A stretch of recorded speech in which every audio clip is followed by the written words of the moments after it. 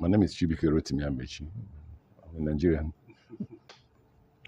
I don't know how I feel. Well, as usual, it's great. I don't know. You've explained the process. If actually Nigerians participated, then it's great to know that Nigerians can still remember that I served the nation, and that I did my service to the nation, that they were pleased with the service. They were, then I am grateful. No comments. I don't discuss politics. Nobody has put me on TV for me to discuss politics. It's not for it's not because of I'm not a coward. It's not cowardice. It is more because I'm angry with the citizens. Yeah, I've said it several times. You can't see a group of people stealing your money, impoverishing you. You can't buy fuel. You can't buy anything. Nothing. And then you're still look at what happened in Edo. Should any politician be campaigning in Edo? People should be angry. There should be protests. Not even protests of against anybody. It's against politicians. We will not vote. There will be an election in our state. That's what the people should be saying. Because the rate of hunger now, if people like us can't afford diesel, you can imagine what's happening to my mother. And okay, but it's not put my mother because I will defend my mother. Those who don't have children like us, those my mother is still alive, and there are those whose parents are still alive that can't afford. In fact, somebody said, well, what this government has achieved is that it has made Nigerians to be strong in the sense that Nigerians now trek. I know walking helps the heart. So people have learned how to walk to their offices. But please don't put me into politics. I'm not interested. When at the right time I will discuss politics, not now. Right. Name one politician that is in the space in Port Harcourt that didn't pass through me. They can't stand hunger. Liberty has become the capital of betrayers. Name one. Just name one. Sim was an accountant under me. He was an accountant to Wike when Wike was chairman. When I became governor, Wike was made. Unfortunately, I don't know why I'm calling his name. I've made my this. I don't want to call his name. When I became governor, he became chief of staff. He brought him. Name one. Just name one person. Name anybody you know. Just in Nigeria, any reverse politician you know that didn't pass through me. The other people you can name will be people like Prince Uche Secondus, who are contemporaries. Right? Yeah. Maybe Senator Lee. The rest. Name, just name. So it's not about mentorship. It's about hunger. A lot of them are hungry. They can't manage the situations. When we joined politics, I joined politics at a very young age. I don't know why you're making me discuss politics. I joined politics at the age of 22. There were two camps. Rufus was at a George camp, very poor and broke. We hardly have food to eat. Abule's camp, very rich. He had a bank, everybody was rushing there, you get money when you see him. But those of us who bothered about character, because my father taught me about character, stood with Rufus. We were steadfast with Rufus. We didn't know whether we win or not. But we stood with Rufus. At the end of the day, God delivered us. And we became government. He became governor, I became special assistant. The same with Odile. Odile didn't have money. But we stood with Odile. It's about character. The crop of politicians by then are different from the crop of politicians you have now. What governs the crop of politicians now is not about ideas. We were not shooting.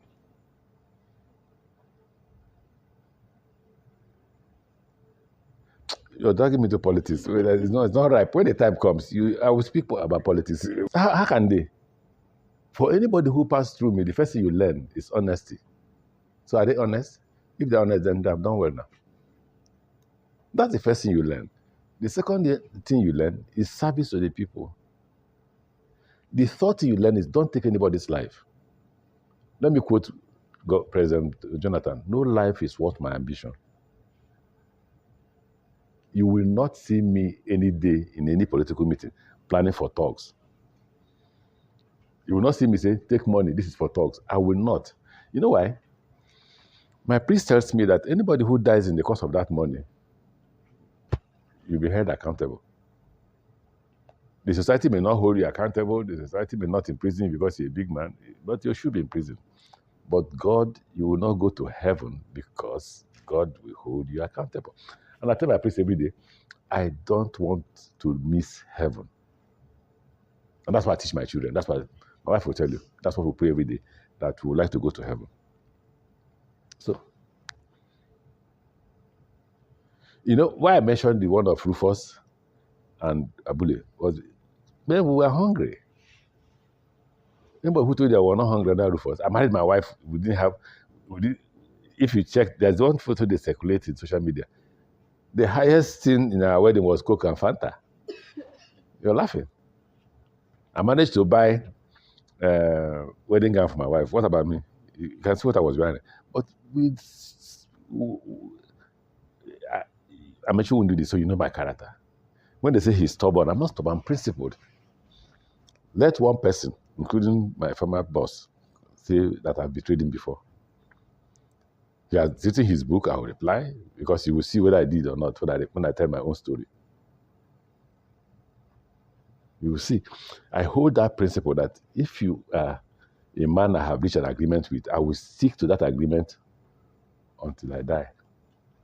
So when people see me stick to such agreements, they say, oh, a politician is supposed to be amenable to changes. What changes? You just compromise your character. I won't compromise my character. Not even hunger. Not even hunger will make me compromise my character. And that's what I teach my children. Money is not all that you need. You need God. You need your character.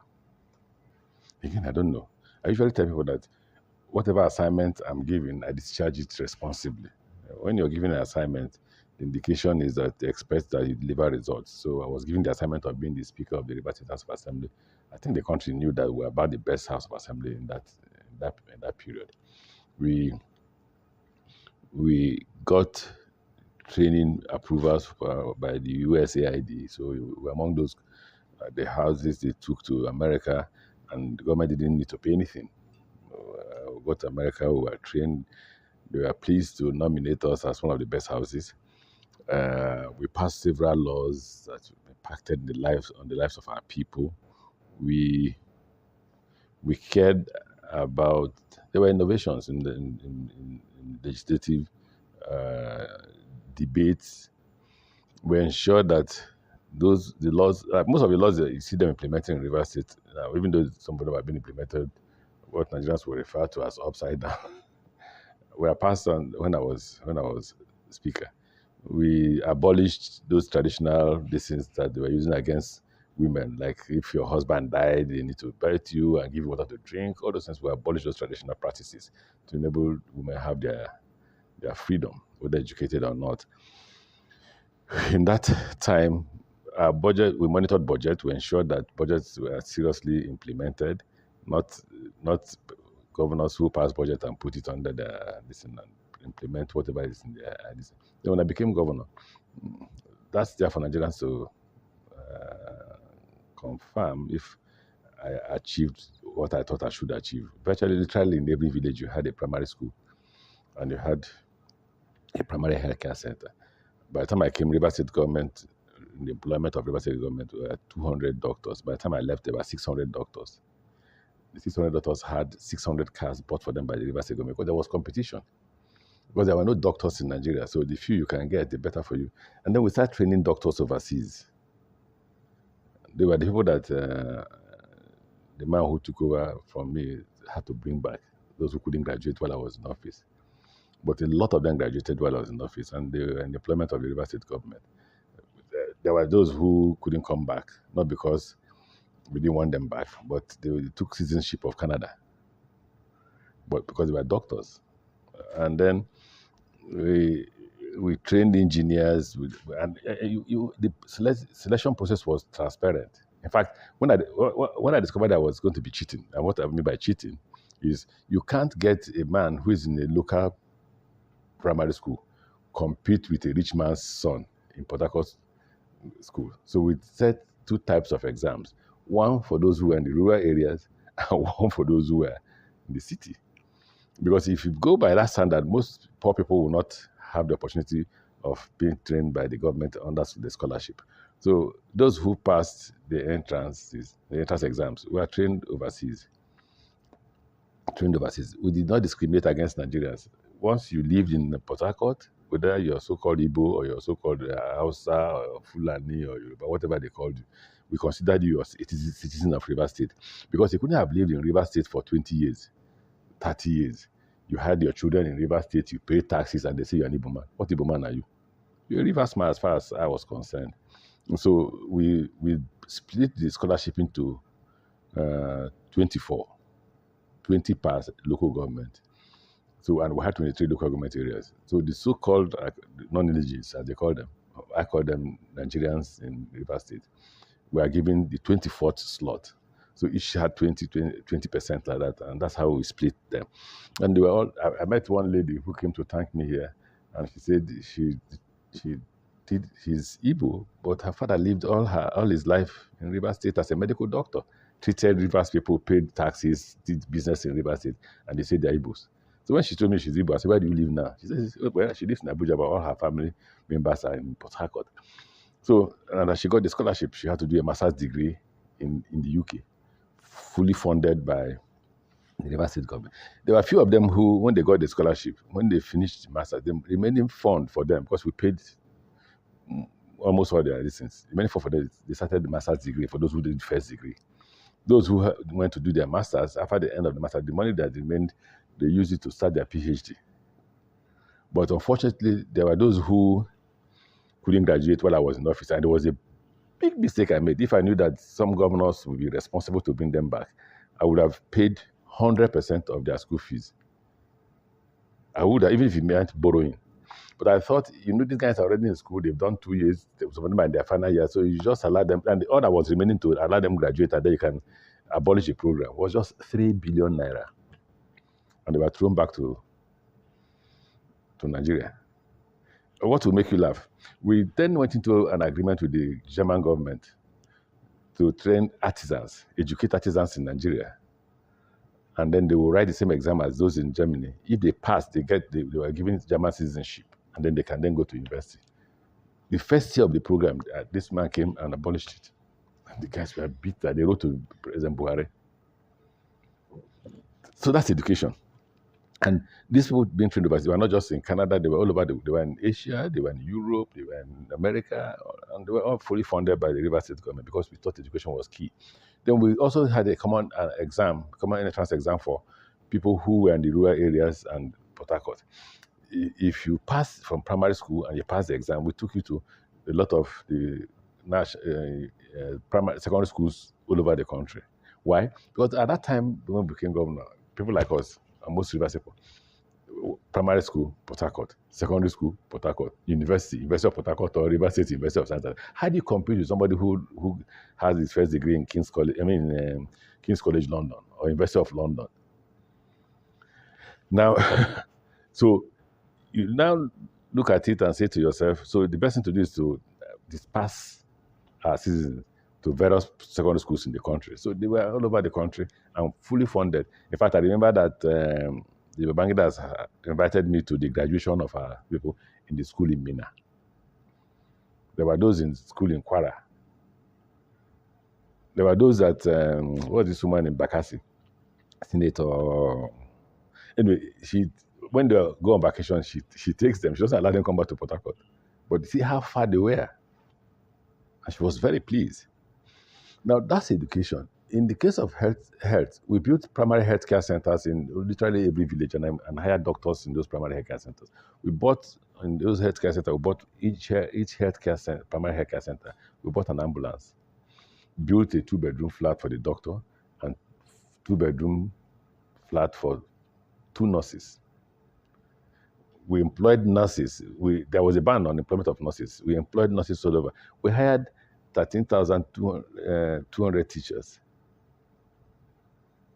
And we didn't discriminate because, first of all, you can't discriminate in the employment of teachers because they're not there. So you can't say, oh, I'll get these 13,200 teachers only from River State because River State didn't have the capacity to produce 13,200 teachers. And you believe that in all of that 13,200 teachers, there were only 3,000 that were teachers. The rest were just graduates looking for employment. So what did we do? We got them out, put them into what they call this? This is now we turned it into a university. If I was College of Education, Roma Lumeni. We now turned it into University of Education role modeling. But we got them in there to study for 6 months on how to be a teacher. And once they graduated, posted them out. We hired teachers or lecturers for the Body Polytechnic. That's education. That's healthcare. We built 2 or 3 general hospitals. We were the only country that had dental hospital independent from a general hospital, with over 13 or 14 seats. All those things have been, if you go there now, you just say, what kind of country is this? We had, what's this farm? This farm in Benin Republic is a Nigerian priest that has it, that owns it. We established it in Port Harcourt, not because we were looking for a farm, but because we wanted to create employment. We had a banana farm owned by a Mexican with Rivers State government, just because we want to hire. By the time it was shut down, they had hired over 2,000 workers. So you have to have passion, not compassion. Compassion is pity. You pity your employer. The people are your employers. But you have to have compassion. You have to enjoy what you're doing. Right? We built rural roads. By the time we left office, we had done 5 to 6 flyovers. Did you hear us make noise? The flyovers are there. One at Woji, one at Education, no, Hardship.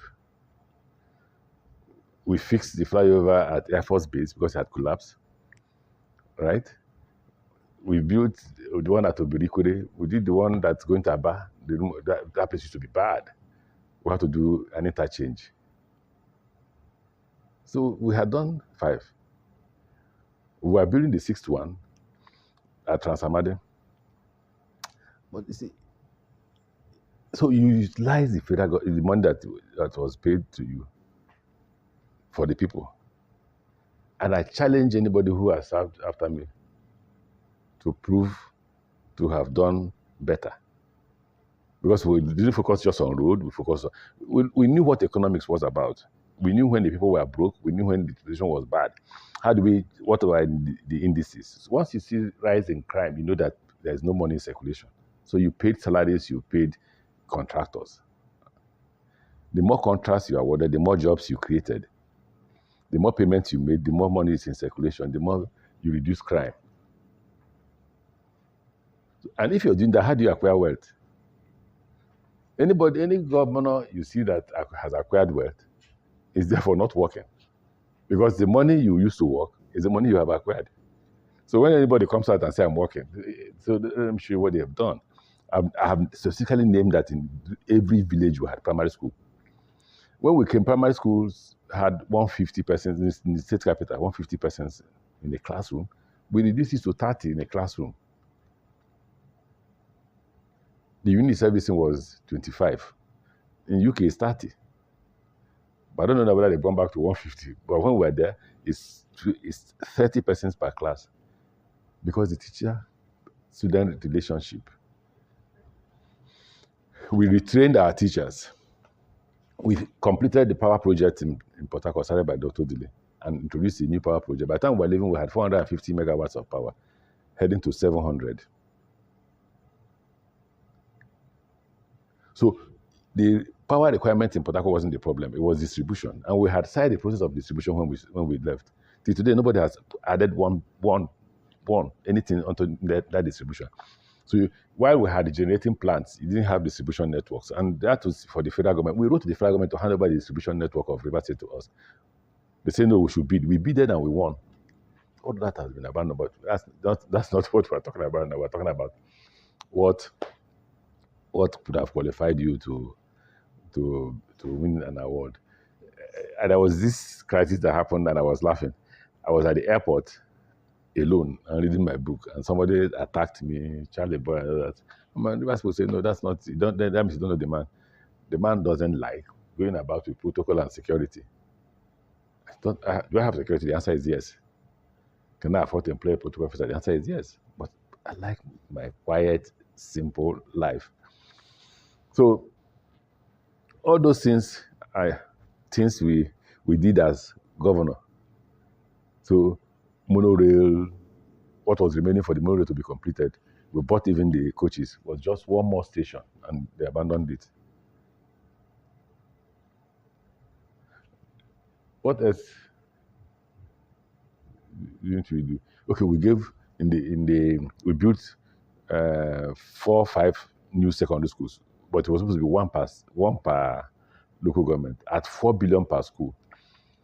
1,000 students in each school, 2 children in a room, 25 children in a class, computers, Indians. We brought Indians from India to teach them why.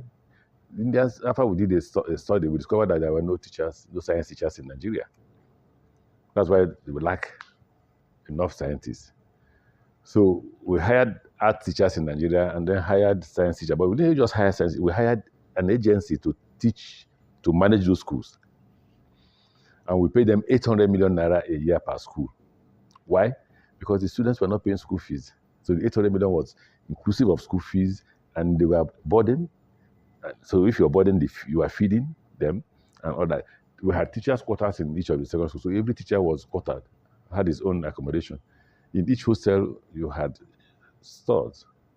So if your parents had given you, and your parents are not expected to give you more than 100 naira to 200 naira, you want to buy anything, you bought from the shop. You didn't need to go outside. The place was fenced. What else did we do? I've talked about power. I've talked about security. Obviously, everybody knew it was bad when I came. By the time we put on the Israelis, everybody ran away. Port was safe. We got in an Israeli company. We were paying them $1 billion a month, and you could drive without police or army. And people were asking how. And all the Israelis did was give you intelligence. In that house are 20 criminals. They own 15 guns. They have 1,000 rounds of ammunition. When do they sleep? They sleep at 2. They wake up at 4. They rob at 5. They will rob at so junction tomorrow morning. So you carry them. So we sanitized the state and provided the people their own resources.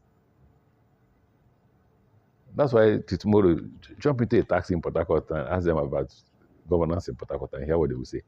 Okay, so back to Abuja. The responsibility in Abuja was, look, you need to develop the maritime sector because there was huge crime in the maritime sector. You couldn't enter into our water. We are judged as the second, when we came, we were the third in terms of crime in the water. By the time we had done 2-3 years, we were number 1. The first was Somalia. America cleaned up Somalia. The Gulf of Aden became the first, well, they were second. By the time we knew, Nigeria had jumped to the first. And I told the president, we need to bring in people. We brought in Israelis. Again, their job was, look, buy the following equipment. So we bought 17 boats on our water. We bought a ship that carries helicopter. We bought two helicopters and an aircraft. Flew around the water. By the time we knew we had provided security, now everybody's benefiting. Oh, but Nigerian water is safe. I listened to what IMO Secretary General said the other day. They didn't want to see us before, but he came to Nigeria and said, congratulations, Nigerian water is safe. It's that project. So we cleaned the water. I had a face-off with late Captain Husa because we were making business and money out of the security. So they have what looks like a motor park in the water. Any vessel coming to Lagos must wait there. And for every day you paid 1,500 naira. At the beginning you paid $8,500. At the first day you arrive, $2,000. Subsequently, 1,500. They'll keep you for 30 days with the Navy. After 30 days, they will all escort you to. So they were making huge amount of money. I said, no, it won't happen. Now that is not happening in the water. If you're coming, you just straight to the seaport you're going to. You're not waiting anywhere for anybody to escort you. To escort you for what? We achieved that. Then we looked at the railways. We said we have to rebuild and revive our railways, right? And we did. We started with completing what President Goodluck Jonathan started in the Kaduna-Abuja rail, which was abandoned. We completed it and put coaches on the track. Then we focused on Lagos because our target was to do Lagos-Kano. So we asked for money from China to do Lagos Kano. They gave us only Lagos Ibadan. By the time I left, we were negotiating from Ibadan to Abuja. Then we again got them to agree to give us money for Port Harcourt, Meduguri. By the time I left, they didn't give us money. So what I did, the money from the budget, I started Port Harcourt Aba. They finished track laying in Port Harcourt Aba. The problem with that is that they've not done this. They've not done the stations. I don't know why they commissioned it without doing the stations. Because if you can, people, if you're from Port Harcourt or Aba and you see the stations on Lagos Ibadan, you'll be jealous. They're beautiful stations and big stations. But the one of Port Harcourt Aba, there are no stations. They will say they have no money. That's true because the Chinese have not given us money. But then, if I were to be the minister, I would look for local funds to complete at least the 2 stations. We tried the development of 2 new seaports, one in Bonny and one at Ikorodu. We completed the seaport in Lekki, started by me, finished by me. And that's the first seaport in Nigeria. Because what you have in Lagos, Apapa and Tinkan, and Port Harcourt and Warri and Onne, they're not seaports, they are river ports, but they tee up the ocean into a river. So the first seaport is the one in Lekki. When I came, the people that had this thing from Obasanjo's regime came and told me for 11 years they've been trying to build this seaport and nobody has given them approval. I said, why? They said they don't know. I chased it. I was fought by the managing director of MPA. And I said, no, I'm the Minister for Transport. I insist that this seaport will be built. I had to even go with them to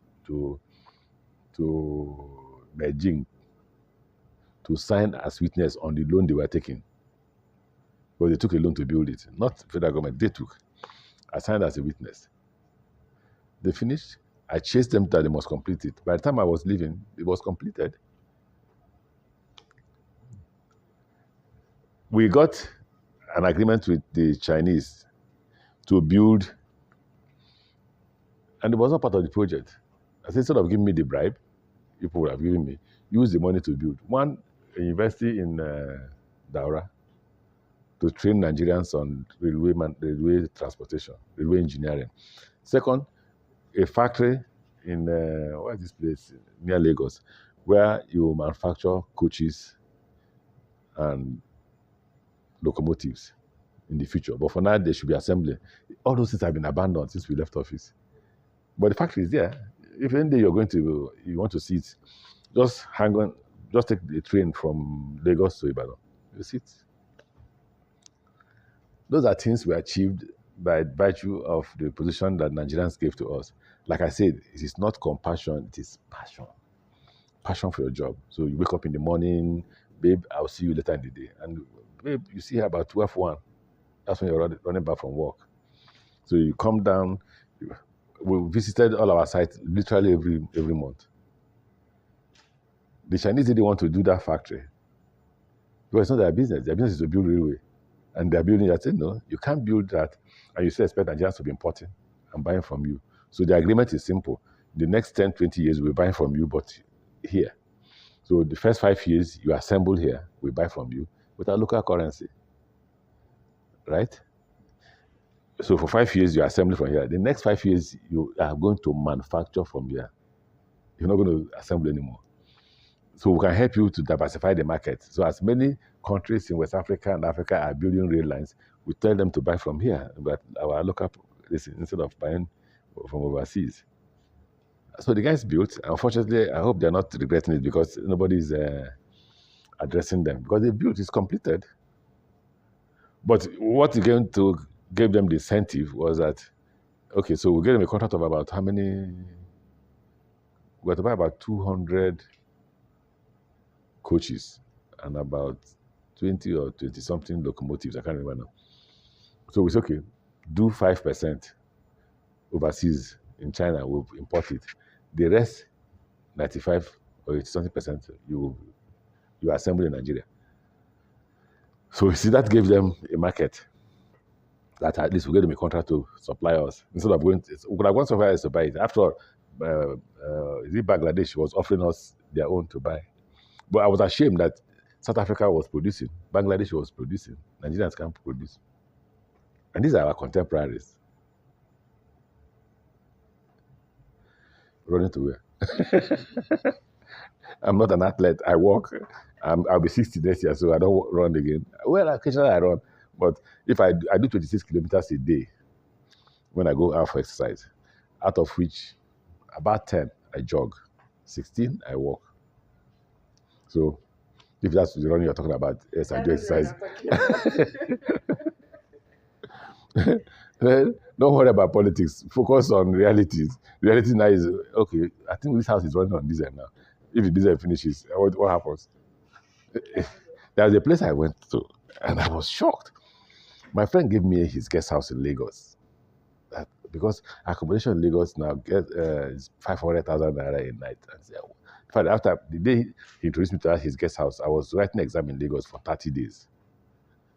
And I said, 30 days? You spend 1.something million naira a day? That's about 30-something million naira. Where would I get that kind of money? They said, move to my guest house.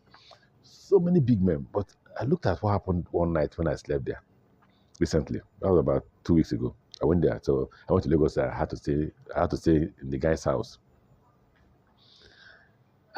8 p.m. NEPA has taken light. They didn't put on the generator till 6 a.m. And I needed to go down. So I called them. I mean, when are you going to put the generator? That's when they put on the generator.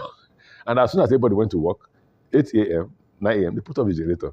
I said, if you put off your generator here now, I was telling my wife, they say hunger is killing us. If not, we have adopted their policy that when you're going to bed, you switch off your generator.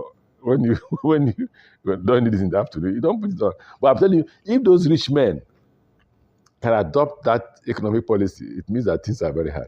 Because before, you should have 24-hour power supply by putting on your generator. Anyway, I have no regrets. I absolutely have no regrets. Not even helping to support Buhari. Whether you disagree with him and the way he governed or not, I have no regrets. The most important thing is, at the time that I took the decision to support Buhari, I thought we were salvaging Nigeria.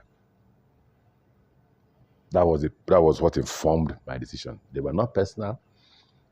They were not intended for personal benefits. They were intended to revive what I thought was in Nigeria not going in the right direction.